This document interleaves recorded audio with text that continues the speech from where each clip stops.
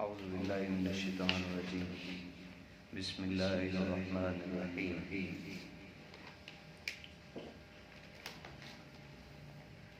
آپ کا بیٹھنا سننا اللہ پاک قبول فرمائے اور عمل کرنے کی توفیق عطا فرمائے۔ آج کا ہمارا عنوان ہے بھائی چارہ۔ عموماً چھوٹے بچوں میں یہ چیز پائی جاتی ہے کہ ایک دوسرے کی شکایت کرنا، ایک دوسرے کی جب شکایت کرتے ہیں کہ اس کو سزا ملے، نفی کرنے کے لیے اپنی بڑائی اچھائی بیان کر لیں اور ساتھ والے ساتھی کی نفی کر کے اس کو کراس کرنا، یہ غلط ہے، یہ اسلام کا مزاج نہیں ہے۔ آپ بچے ہو، آپ کی محدود لائف ہے، تو میں آپ کے مطابق آپ کو سمجھاؤں گا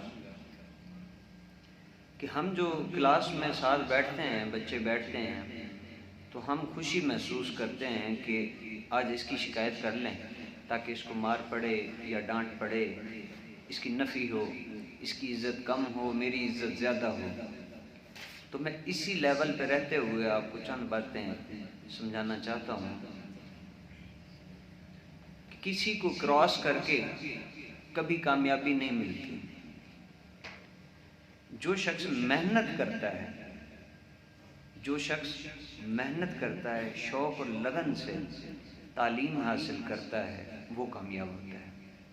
اگر آپ یہ سوچیں کہ آپ ساتھ والے دوست کی، بھائی کی شکایت کریں گے تو اس کے بدلے آپ کی بلے بلے ہوگی، آپ کو اپریشیٹ کیا جائے گا، ایسا ہرگز نہیں ہے۔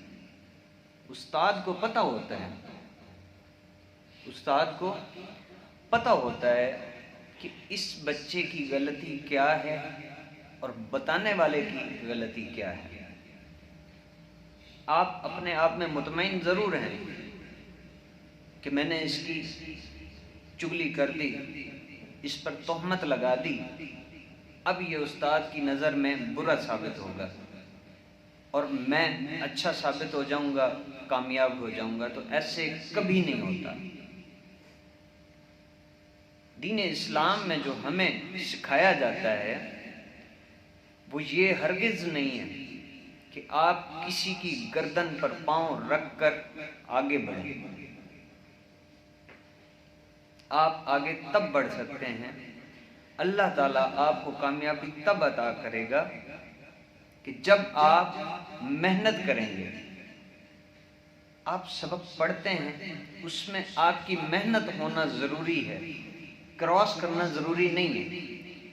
آپ اکیلے بیٹھ کے بھی پڑھیں، جب کراسنگ کوئی بھی نہیں ہے تو تب بھی آپ کو محنت کرنی پڑے گی۔ اگر آپ بھری محفل میں بیٹھے ہیں، 50-100 بچوں کے بیچ میں بیٹھے ہیں، وہاں پہ کامیاب ہونا چاہتے ہیں تو یقیناً وہاں پر بھی آپ کو زیادہ محنت کرنی پڑے گی۔ وجہ کیا ہے کہ جو آپ کے اندر ہوگا وہی باہر آئے گا۔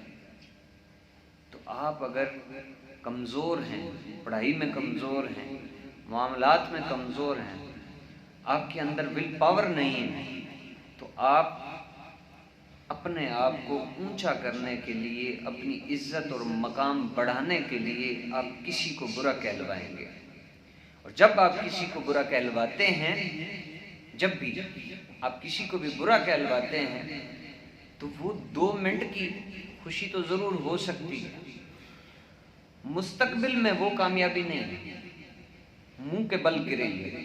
جب آپ بڑے ہوں گے، اداروں سے فارغ و تحصیل ہوں گے تو آپ کے ہاتھ میں کچھ نہیں ہوگا سوائے پروپیگنڈا، سوائے سیاست کے، سوائے پریشانی کے، کچھ بھی نہیں ہوگا۔ کامیاب وہ شخص ہوگا کہ جس نے محنت کی ہو، جس نے دوسرے کے ساتھ مل کر بھی محنت کی ہو، دوسرے کا خیال رکھا ہو۔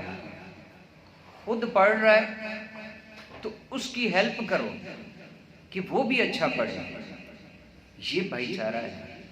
اپنی کھانے پینے کی چیزوں کو شیئر کرنا یہ بھی بھائی چارہ ہے. اپنے پریشانی، اپنا کوئی مسئلہ اگلے سے شیئر کرنا یہ بھی بھائی چارہ ہے. اور مل جل کے بھائیوں کی طرح رہنا یہ کامیابی کی ضمانت ہے. عموماً ہمارے ہاں یہ ہوتا ہے کہ ہم کچھ بچے بھائی چارے کو بھی غلط رنگ دیتے ہیں کہ اس کی غلط بات پہ بھی پردہ رکھ رہے ہوتے ہیں. مثال طور ایک بچہ گھر سے اکیڈمی نہیں آتا، اب گھر سے نکلا، دوسرے بچے کو پتہ ہے کہ یہ گھر سے نکلا ہے اور وہ اکیڈمی نہیں آتا، کہیں گھومنے پھرنے چلا جاتا ہے، اور دوسرا بچہ اس کے لیے گواہی دیتا ہے کہ سر اس کی طبیعت خراب تھی، اس کی امی نے مجھے بتایا تھا، چونکہ وہ اس کا پڑوسی ہے. تو یہ غلط ہے. اب ایسا بھائی چارہ بھی نہیں ہونا چاہیے کہ جس کے لیے آپ کو جھوٹ کا سہارا لینا پڑے. حق بات بیان کریں. اس کے حق میں یہ بولا گیا جھوٹ اس کے ساتھ دشمنی کے مترادف ہے کہ آپ اس کے ساتھ بہت بڑی دشمنی کر رہے ہیں کہ آپ اس کے جھوٹ میں اس کا ساتھ دے رہے ہیں. جب وہ بڑا ہو جائے گا تو بڑا جھوٹ بولے گا، پھر آپ کو اس کا ساتھ دینا پڑے گا کیونکہ آپ اس کے بچپن کے ساتھی ہیں. تو بھائی چارہ حق کے لیے، سچ کے لیے، محبت حق کے لیے، سچ کے لیے، معاملات حقیقی معاملات، سچے معاملات، اس کے اندر بھائی چارہ ہونا ضروری ہے. میں نے چند مثالیں آپ کے سامنے بیان کی ہیں. امید کرتا ہوں کہ آپ اس پہ عمل پیرا ہوں گے اور آپ کامیاب ہوں گے. یہ چیزیں صرف آپ لوگوں کے لیے نہیں ہیں، آپ کے لیے بھی ہیں، آپ کے گھر والوں کے لیے بھی ہیں، آپ کے ریلیٹیوز کے لیے بھی ہیں اور آپ کے ہمسایہ کے لیے بھی ہیں.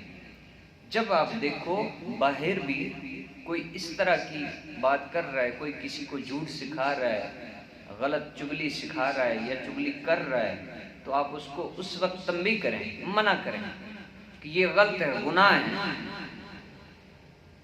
اور جو شخص چگلی کی لعنت میں پڑ جاتا ہے، جس کو لت لگ جاتی ہے، چگلی کرنے کی عادت بن جاتی ہے، جھوٹ بولنے کی عادت بن جاتی ہے، قیامت کے روز چگلی کھانے والے بندے کے لیے کہا جاتا ہے کہ اپنے بھائی کا گوشت کھلایا جائے گا.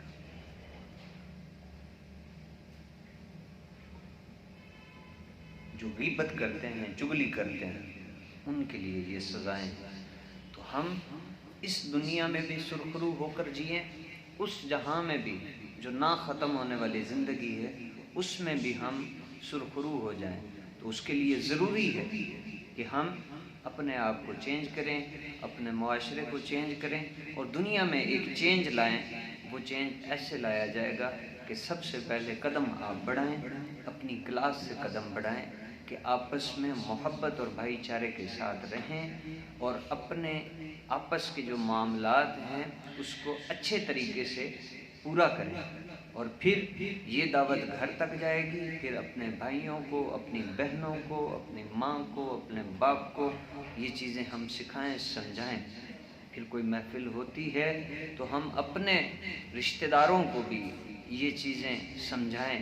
تو ایسے آہستہ آہستہ آہستہ ہم پورے معاشرے کو ایک بہترین زندگی دے سکتے ہیں.